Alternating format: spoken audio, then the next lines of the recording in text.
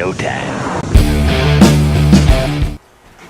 Hey, what's up, ghouls and gals? It's me, Ryan T here, and today I'm going to be reviewing Ready Player One. Alright guys, as always with the very brand new movies, I try to keep them spoiler free as possible and as short, as sweet, and to the point as I can. I don't believe you. I'm just like I just said earlier, 1 second ago, I'm gonna jump right into it. Alright guys, Ready Player One, it's a really fun film. It's one of the, I'm not gonna say it's one of the funnest films I've ever seen, but it's probably gonna be one of the funnest films that I see this year. Steven Spielberg brings some of that Spielbergian magic to the film and kind of like touches it, and you kind of remember like, oh, I was a kid once and I remember seeing all these things as a kid. Yeah, remember Alex? Remember?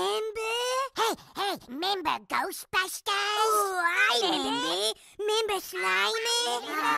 So in that aspect, this film is very nostalgia heavy, it's a fun movie. It's a fun movie. Earlier in my notes when I was writing down about this movie, I kind of compared it to a roller coaster that you're kind of going up and up and you're kind of like, oh, this is taking a little while to get good. And then, boom, it starts to get good and you're just like, whoa, what the fuck just happened? This is amazing. So before I kind of get too lost in the amazing parts, let me tell you about the not so amazing parts.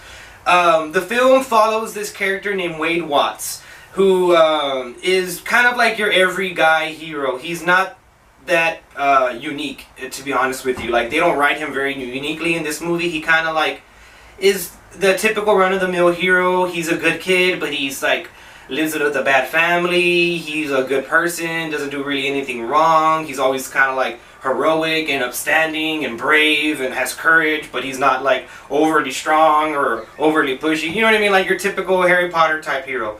So that's kind of a thing right there that kind of threw me off. I was like, oh damn, he kind of doesn't have any character development whatsoever. Another negative thing about the film is that there's a relationship between Parzival, which is Wade Watts' character in the game Oasis, and another character named Artemis, which is I guess his girlfriend. They meet and they instantly like fall in love and they love each other, and that was kind of like, damn, I didn't even like get that time to like progress. Like, y'all like made that happen. Y'all forced that to fucking happen. So that was kind of weird. A lot of the friendships were kind of forced. It kind of feels like we missed like another movie before this movie. We're just like, hey, well, all these people know each other really well, and we don't know that. So that was kind of weird.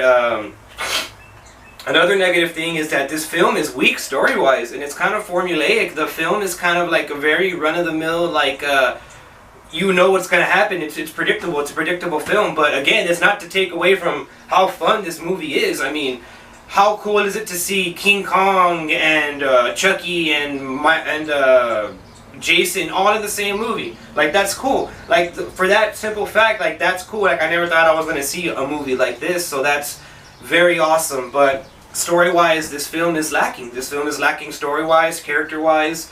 Even the villain is pretty weak in this film. The only thing that really saves this film is the amazing, stunning visuals and that hint of, like, childlike glimmer that you get in there. And it kind of, like, it's a cool film. It's a fun film. Like I said earlier to someone else when I was talking about this film, I feel like kids of this generation are going to grow up and look back at this film very fondly and be like, damn, Ready Player One was like our movie. Like, that was an awesome movie. Also, I like the fact that the film has a message. It's a film with a message, even though like it doesn't really like push too heavy on the message. Only at the end it kind of like tells you like, oh yeah, there was a message about this film. But again, this film, it isn't a weak film. It isn't like terrible. It isn't bad. It's good, but it isn't great. It could have been a lot better from what it had, but it didn't do that. And you know what? I'm fine with what it is. You know what I mean? If I had to rate this movie, which I am because that's what I do on this channel, I'll give it a 7.5 out of 10. Almost an 8. I mean, it was good, but it wasn't great. Would I watch it again? Yeah, probably with a couple of beers.